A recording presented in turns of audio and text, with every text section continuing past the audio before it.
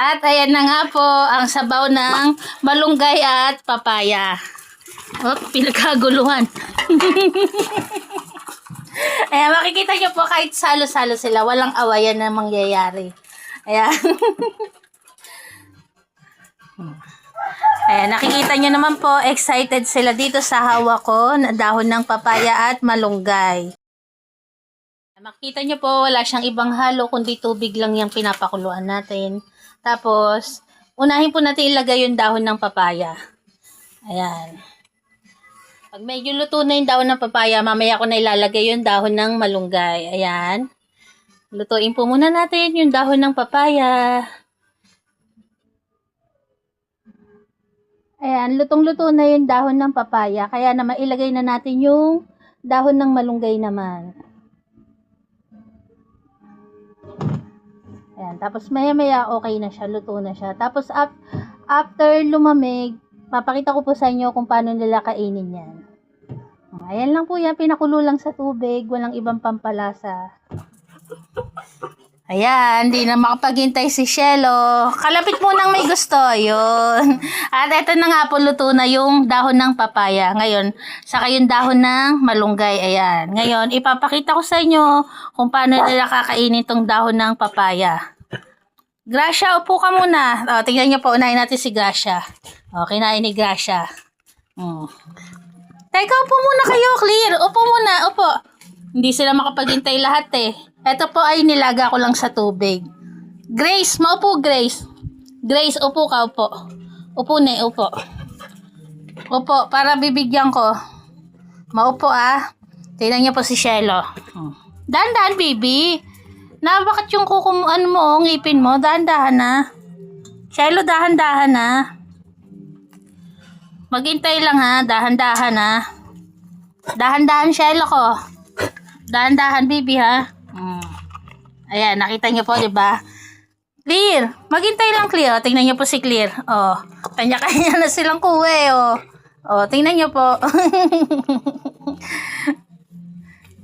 Ay, tinakas na ni Clear. Tingnan niyo po, ayan ah. Hindi ko na imayin kasi kanya-kanya na silang hila. Bilis.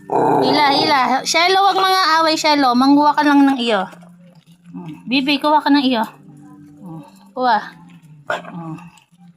Ayan o, tingnan nyo po, kinakain nila. Si Daddy Milky, ano kay Daddy Milky? Ito kay sorry, malunggay.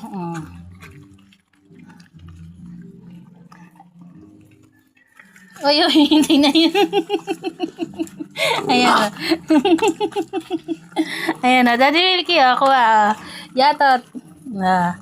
Tingnan nyo po, instant lang, wala na. Nasaan na? Ayun o. Ang takaw ni Gracia. Hindi na nakakain yung iba. O, nakaagaw pa si Shelo. Wala na makakaagaw kay Shelo nun.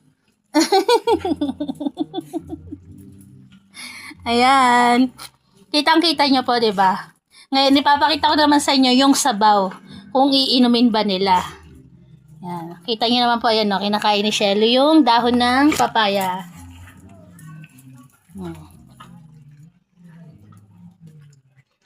Wala po kayo makikita sa sahig na nakakalat. Kasi nga, nakain na nila. Oh. Basa na lang yung sahig. Oh. Ubus agad ni Shelo eh. Oh. Ngayon yung sabaw naman. At ayan na nga po ang sabaw ng malunggay at papaya. Oh, pinagkaguluhan. Ayan, makikita nyo po kahit salo-salo sila. Walang awayan na mangyayari. Ayan. Ayan, gusto ko lang makita nyo po kung paano sila kumain.